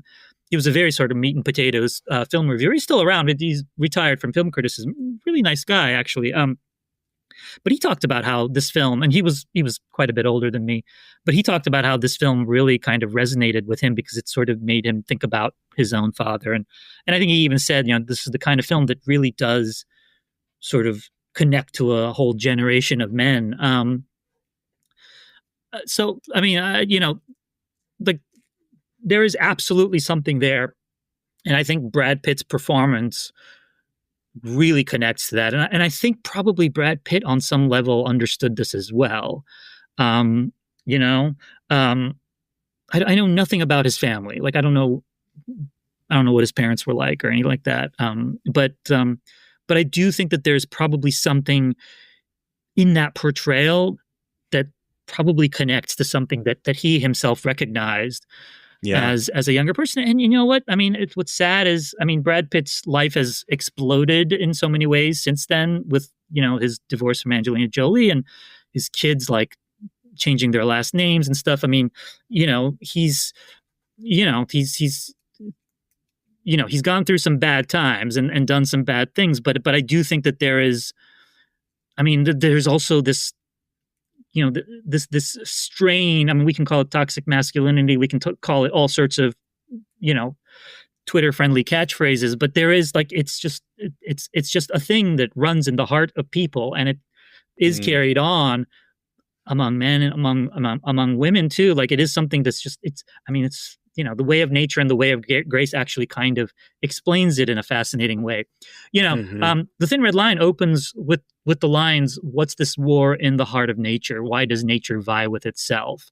The land contend with the sea," and then it says, "Is there an avenging power in nature?" Like, it's these soldiers kind of having these ruminations about, the peace that they feel kind of, especially in the opening of that film, it's, these two soldiers who've gone AWOL among a village of natives on Guadalcanal, and it's like they found Eden almost, right? Which is a very Malick thing, like the Eden and then losing it is like kind of structurally in all his films on some level.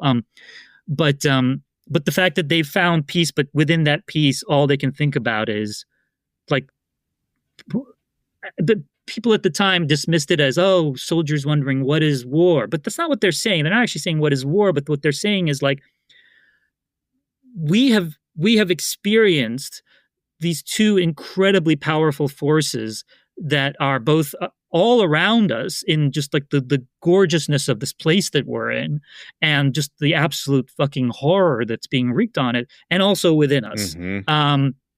And that through line carries through all the films, and obviously I think it finds its sort of purest and most kind of expansive expression in The Tree of Life, but it's there in all the films, and it is something that he's clearly reckoning with.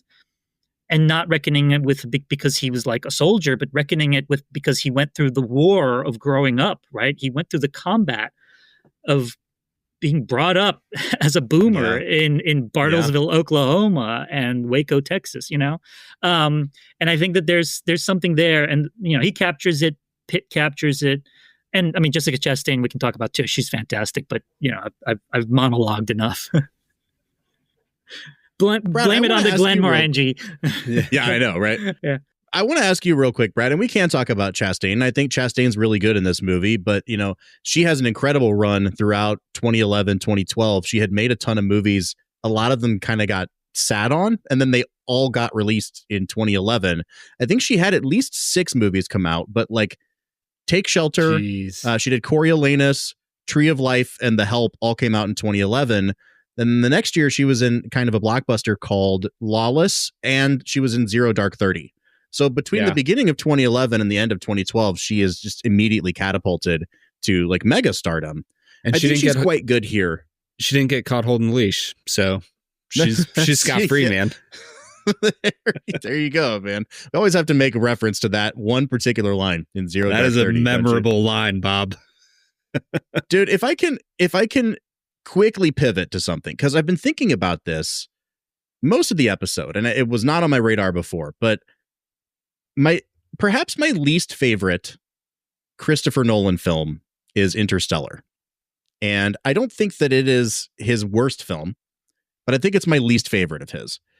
And I have just never been able to get over the hump of the Anne Hathaway, the universe is tied together by love monologue. It's never, ever worked for me.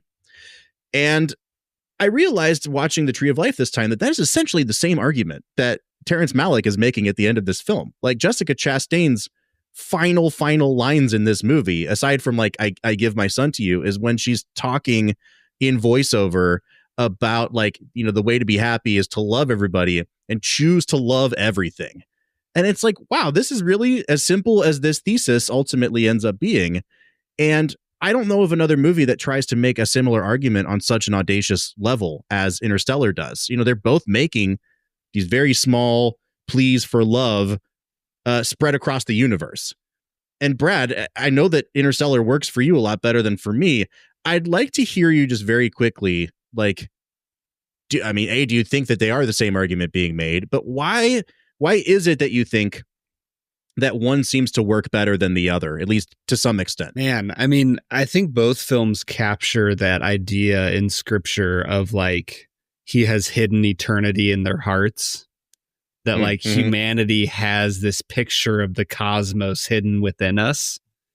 And for some reason, it feels like love is the thing that unlocks the secrets of eternity throughout all of human history. Like you can go across all cultures, all poets, all, people who make art from anywhere in human history. And it seems like love is one of those key things. I think the reason it works better in Malick versus a Nolan film is that Nolan is trying to explain things. Malick is trying to help you feel things. And for better or for worse, like the reason I think Nolan has become a better filmmaker as he's moved along is like Oppenheimer isn't necessarily trying to explain things to you. Oppenheimer is trying to help you understand and feel something, in addition to explaining a few things. But just think about the exposition in Interstellar versus Oppenheimer, right? Even Inception versus Oppenheimer. I think Nolan is maturing as a director in that way. And I think I do think that's why it works in a film like Tree of Life, because love isn't something that you can explain. It's not a science equation. People try to explain like, oh, why does that 10 fall in love with that 6? And it's like, oh, well, he must have something, he makes a lot of money or this or that. It's like, right. Maybe, but maybe love is just weird and you can't reduce it to a formula. And maybe it is a feeling, and maybe it's the beauty of your mother being a waifish, beautiful wisp of a woman who just enjoys life and floats around a tree and brings a smile to your heart. And who knows what love is, but I feel like we experience it here with Malick in a way that, you have the father's love for his daughter in Interstellar, but there's just so much that happens in between and so much explaining. And it's much more plot heavy for sure. Yeah. I don't know, Bilge, am I crazy here? Is it an unfair comparison? It really did remind me of that this time. I don't think it's an unfair comparison. I say this as someone who loves Interstellar. But thank you, Bilge. No, I absolutely adore Interstellar, but it's also, I've written about it and everything, but I wouldn't compare the two films in that. I wouldn't compare the two films as like which one's better. If I had to put a gun to my head, I would pick Tree of Life 10 times out of 10. But doesn't mean I don't love Interstellar. Not very way of grace, though, to put a gun to someone's head and force them to pick between Interstellar and Tree of Life. But I think that the thing that both films are getting to, and you're right, Nolan does have to explain things. And the thing about Interstellar is, it originated as a Spielberg movie. Jonathan Nolan wrote the script, but it was written for Spielberg. And what I find fascinating about Interstellar is that it does feel at times like Nolan wrestling with something that would probably have been very easy for Spielberg to do. I don't know that Spielberg would have made a great film out of Interstellar, but the parts that Nolan's mind works very differently from Spielberg's. And there are moments where you're like, oh, this is a Spielberg moment that Nolan is trying to turn to sort of wrap his head around and make his own. And I think he succeeds at it, but yeah. But the two things that both films are, the thing that both films are kind of exploring and circling around is the idea of love as an actual force, right? As an actual power. And I think that this is something that, within sort of the religious tradition, the idea of love as something somehow both humbling, but also that makes you capable of great things, right? That makes you capable of imagining, the origins of the universe and also imagining the end of the universe. For example, when we talk about religious art, and, there was a time when pretty much all art was religious art, right?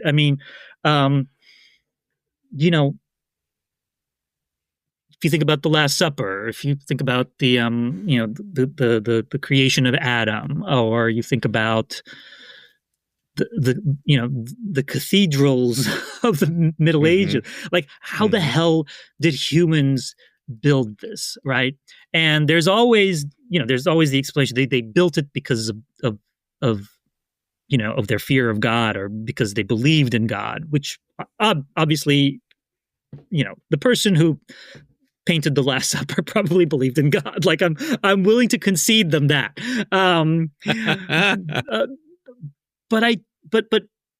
But what's really working there is love, right? I mean, you cannot create the creation of Adam if there isn't some incredible force of love driving you. I mean, yes, there's ambition and stuff like that, but there are a lot of people who are ambitious, and there are a lot of people who are ambitious and talented, but like there's like a small handful of people who are capable of this kind of work. And I do think that love has to play a part in that. And, and God is the connection there. Like, you have to love something greater than yourself, I think, to be able to do work like that. And Tree of Life is an expression of that. And that's the other thing about Tree of Life, is that like it feels like it could stand alongside a great work by Da Vinci or Michelangelo, like it feels like, obviously it has scale, so it has that kind of momentousness, but it feels like it was created with the same sort of life force coursing through the people that made it. And yeah, like that's my answer. that's what I got. Yeah. No, I think that's a perfect segue into our last segment of the day, which we call Let's Make It a Double. We're near the end of the episode, so thanks for listening to the Film and Whiskey Show. Let's pair another film with this one, even if it's a struggle. It's our final segment of the day, now let's make it a double. Let's Make It a Double is the part of the show where we pick a movie to pair up with this one to make the perfect double feature. Guys, we've mentioned a lot of films today. Brad, I wrote down a short list of movies that could be on my Let's Make It a Double. East of Eden was one of them. I think East of Eden is a really great comparison, because this does become a Cain and Abel story for a good chunk of the movie. I'll turn it over to you first, Brad. Who do you want to, or what movie would you like to pick today for Let's Make It a Double? I'm going to take it to a place we have not talked about yet. This is another of my favorite movies in the genre of like examining what it means to be a human, right? Like that. I feel like that's a genre of film. And I mean, is that every film? Who knows? I'm going to pair it with Ikiru. I think that Ikiru just does such a masterful job of taking the human experience. I think that for a movie made in the 1950s, it has way too much relevance for a generation, a culture that, our modern culture, that is distracting itself into oblivion. The same way that his government work was just dulling his senses into oblivion. And the wake-up call to purpose and meaning is so powerfully portrayed. And then the drunken, we're going to live for this man, and then they just fall back into their old patterns. Like, what an examination of the human experience. I think it would be a really depressing and beautiful and awesome, like 7 hours of watching Ikiru and Tree of Life back to back. That's wonderful, man. That's such a good pick. Brad, I'll go ahead and go next so that Bilge can have the last word here. I was going to Toy Story 3, aren't you? Watching. No, I'm going to pick Toy Story 4, Brad. No, I almost watched the 3-hour cut of this movie that's featured on the Criterion Blu-ray, and I chose not to because I was thinking for a time, I have never gotten around to seeing the Coen brothers movie, A Serious Man, which is ostensibly the only other Job-related movie to come out in the last, 15, 20 years. I don't think I'm going to pair it with that, and I don't know if that tells you what I thought of A Serious Man or not, but I did not get around to watching the longer version of The Tree of Life. But what really stuck with me about the version we watched was that sort of middle section about puberty and these two brothers who were at odds with each other. That's why East of Eden came up. But it reminded me of a film that kind of had this same kind of boots on the ground, almost verite style of filming young people while also telling a really dramatic story about what it means to deal with guilt and shame. And that's a French film that came out just a couple years ago that was released under the title Close in the United States. And this was a really affecting movie, like just one of the better movies about kind of preteen coming of age that I've seen in a really long time. It's a bit of a tragic story, but it's about two boys who are struggling with their parasocial relationships and the expectations of them from outside forces and what it means to try to preserve this sort of really innocent boyhood friendship in the face of the realities of life. So I'm going to pair it with Close. Dude, I think that's the first time we've ever paired two foreign language films for Let's Make It a Double. This is our least accessible Let's Make It a Double yet. Bilge, what foreign film do you have for us to cap it off? I don't have a foreign film. It's funny because when you have a film you love so much, you always want to pair it with all sorts of other films, because a movie like this contains so much that I'm like, I could pair it with anything, Jaws, yeah, why not? But the movie that I actually have mentioned this before because I saw these movies. It's the second one I saw a little later, but it kind of always reminds me of The Tree of Life. It's a movie called It's Such a Beautiful Day by Don Hertzfeldt, the independent animator. It's 62 minutes long. Like, it's not a long film.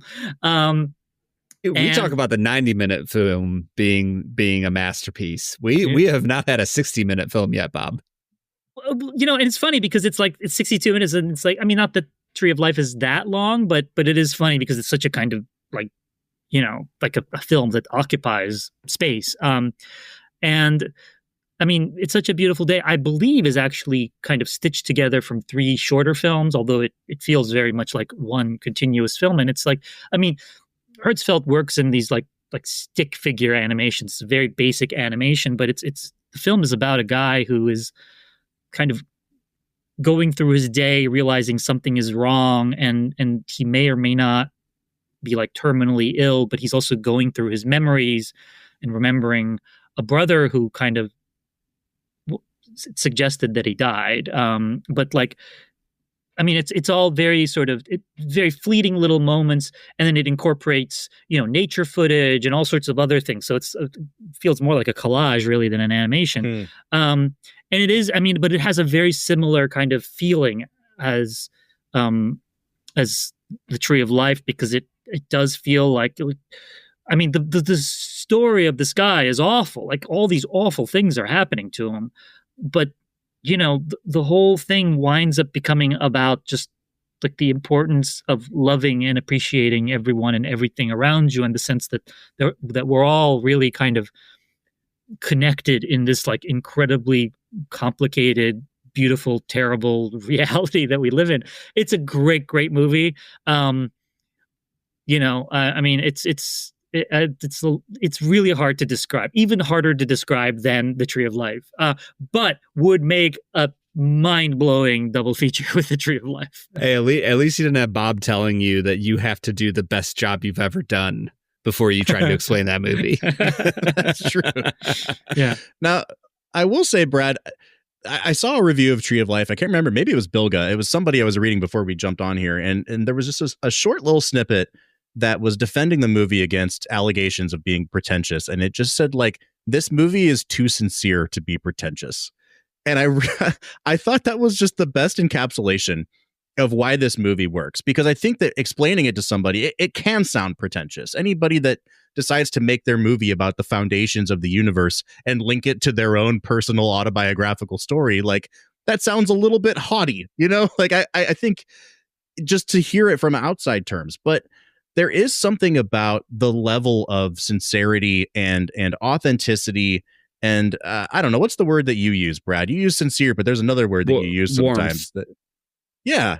I mean, it's just, you can tell that this is this guy really means what he's doing, and he's thinking deeply about this. And I'll tease a movie that we have coming up at the end of the season, Brad, that most people hate, called American Beauty, that I will be perhaps the world's sole defender of, because it's the only other movie with the balls to just come right out and talk about how beautiful things actually are.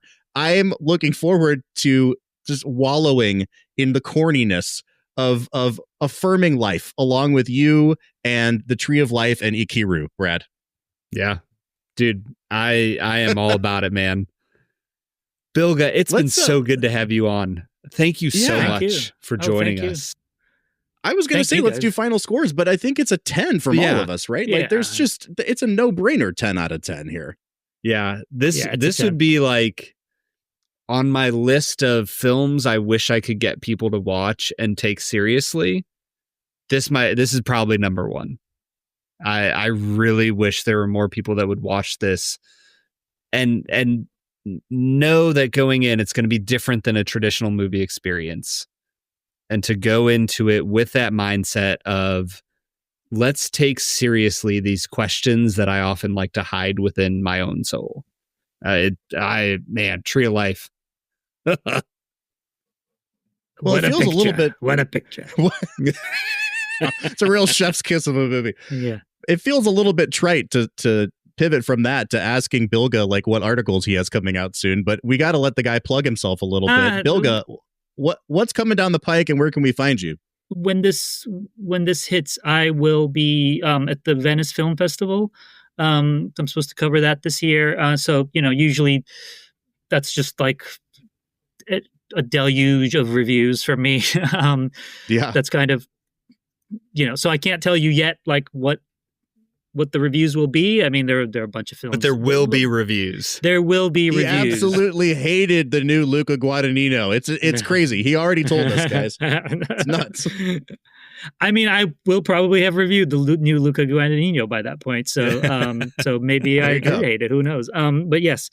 So that'll be the thing. I mean, there's always stuff I'm working on, but you never know when something will actually be published or when I will actually file it. But during the festival, I do hit my deadlines. Well, we can't say enough how grateful and how honored we are that you spent some time with us again. Bilge, you're a very humble guy.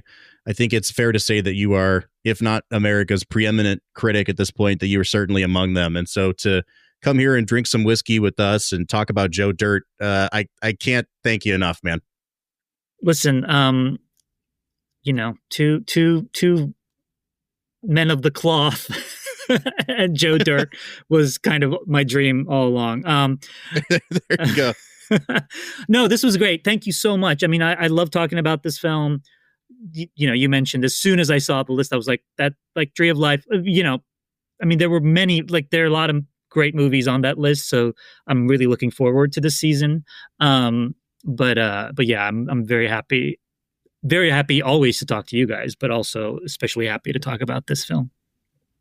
Well, Brad, we are going to pivot from talking about the origins of the known universe to the origins of the Marvel Cinematic Universe next week, because we are looking at 2008's Iron Man. I cannot possibly think of greater tonal whiplash between two films than the ones. I can't wait to do our best angry Jeff Bridges voices next week. So join us for that next week. Tony. I want you to do your outro in that voice. Join us next week for Iron Man. But until then, I'm Bob Book. I'm Brad G. And we will see you next time.